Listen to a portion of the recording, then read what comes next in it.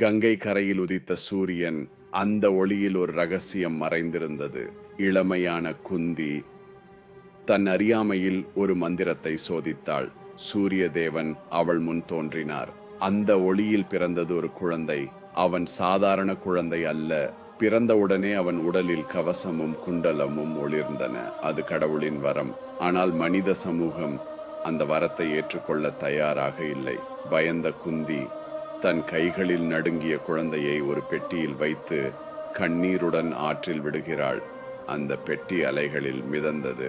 ஒரு சாரதி அதிரதன் அந்த பெட்டியை கண்டான். அவன் மனைவி ராதை குழந்தையை தன் மார்பில் அணைத்தாள். அந்த நாள் முதல் அவன் பெயர் கர்ணன். ஆனால் உலகம் அவனை சூதரின் மகன் என்று அழைத்தது. அவன் இதயம் கேள்வி கேட்டது, நான் யார்? கர்ணன் வில்வித்தையில் அசுர திறமை. அரங்கில் அவன் நின்ற நாள் அர்ஜுனனை சவால் செய்தான். ஆனால் அவனை நிறுத்தியது அவன் பிறப்பு. சூதரின் மகன் என்று கேலி. அந்த நொடி ஒரு மனிதன் எழுந்தான். துரியோதனன். இவன் ராஜா ஆகட்டும். அந்த நட்பு கர்ணனின் வாழ்க்கையை நிர்ணயித்தது. கர்ணன் அறிந்திருந்தான், துரியோதனன் தர்மத்தின் பக்கம் இல்லை, ஆனால் என்னை ஏற்ற ஒரே மனிதன் அவன் என்ற உணர்வு. அவன் நட்புக்கு உயிரை விற்றான். இது விசுவாசமா அல்லது கண்மூடித்தனமா? பரசுராமரிடம் கற்றான். ஆனால் பொய் சொன்னான், நான் பிராமணன் என்று.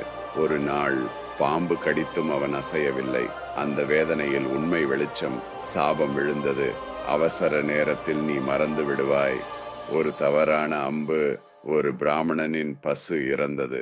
அந்த கோபம், உன் ரத சக்கரம் போரின் நடுவில் சிக்கட்டும். விதி மெதுவாக வலை பின்னியது. சூதாட்டம். பாண்டவர்கள் தோற்றார்கள். திரௌபதி இழுக்கப்பட்டாள். அந்த சபையில் கர்ணனும் இருந்தான். அவன் அமைதியா? அல்ல, அவனும் அவளை அவமதித்தான். அந்த ஒரு வார்த்தை அவன் விதியை முடிவு செய்தது. 18 நாள் யுத்தம். பூமி இரத்தத்தில் நனைந்தது. கர்ணன் போர்க்களத்தில் சூரியனைப் போல பிரகாசித்தான். அவன் வில் சத்தம் மின்னல் போல. அர்ஜுனன் எதிரே. இருவரும் சமமான வீரர்கள். அந்த நேரம் ரத சக்கரம் மண்ணில் சிக்கியது. சாபம் நினைவுக்கு வந்தது. அர்ஜுனா, தர்மப்படி காத்திரு.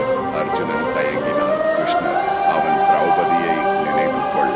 அந்த நொடி தர்மமும் உணர்ச்சியும்